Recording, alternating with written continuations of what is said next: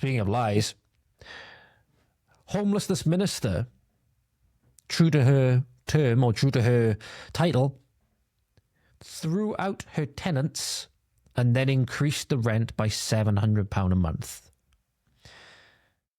Rushanara Ali, just as British as you and me, that's a nice little rhyme there, just call me Shakespeare, has spoken out against, quote, unreasonable rent increases, and then relisted her 4-bedroom townhouse in East London at £4,000 a month. 4K a month. Wow. So this is from the iPaper. So before, she was renting it out at £3,300 a month. And then the Labour Homelessness Minister, if you want to know again how deep the moral rot goes and how funny it is in some ways, right?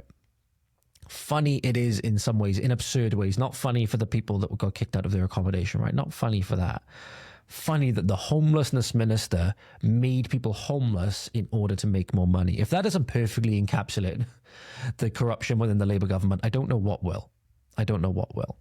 She threw out 4 tenants of her East London townhouse before relisting the property for £700 a month more in rent.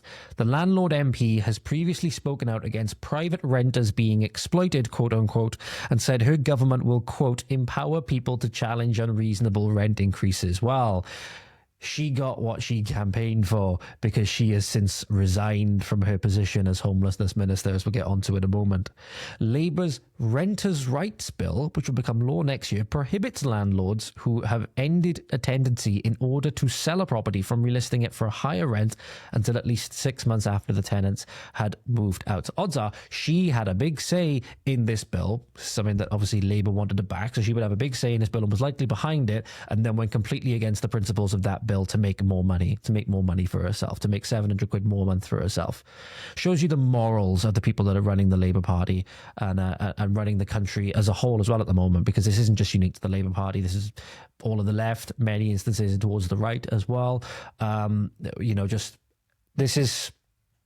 This is moral relative. This is the fruits of moral relativism in a nutshell. Because unless you have some kind of objective morality, which is a big question to tangle with, you have to tangle with some big almighty things, right? And big almighty people in order to start understanding that. With moral relativism, she's done nothing wrong. She's done nothing wrong. The only way you can say that she's done anything wrong is that, in my opinion, she's done something wrong, right?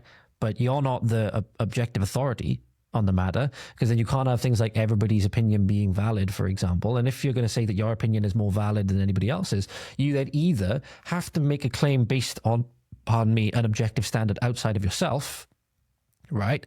Or you have to say that you're the objective moral authority, in which case you're just making the argument that you are God, and that's the cardinal sin of pride, and you should go and repent.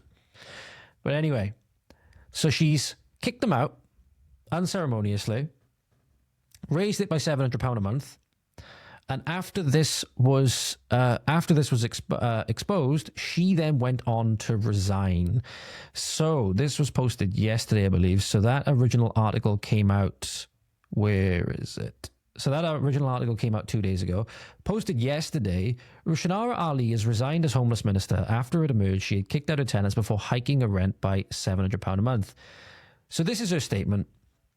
It is with a heavy heart that I offer you my resignation as a minister. It has been an honour of my life to have played a part in first securing and then serving as part of this Labour government.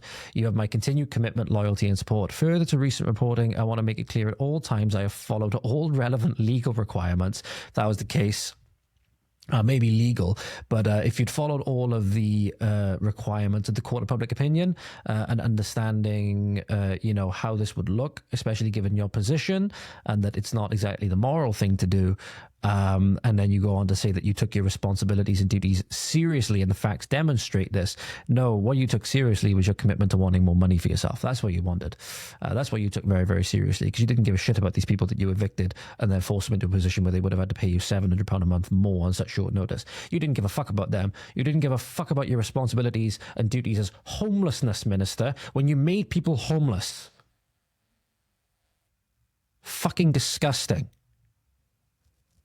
However, it is clear that in continuing in my role will be a distraction from the ambitious work of the government. I have therefore decided to resign from my ministerial position. Either you resigned because you got absolutely fucking embarrassed. That's why you fucking resigned. You was hoping that nothing of this was going to come out, so that nobody would ever know, right?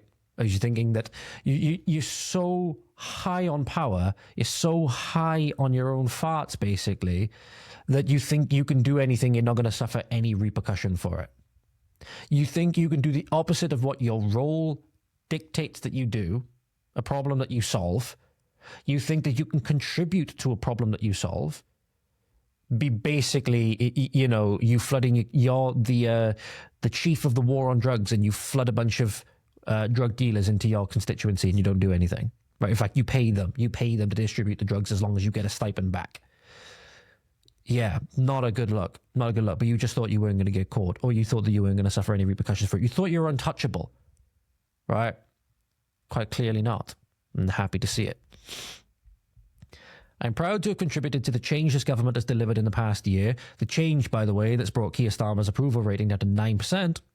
Working alongside the Deputy Prime Minister, we secured record investment in social and affordable housing, nearly £1 billion of funding to alleviate homelessness, not for those people, and rough sleeping. I am proud to have delivered this government's election strategy, leading to legislation that will protect and enhance our democracy. Democracy, again. The tough new laws on foreign donations, extending the vote to 16 and 17-year-olds, tackling harassment and intimidation in public life. But not solving the homelessness problem.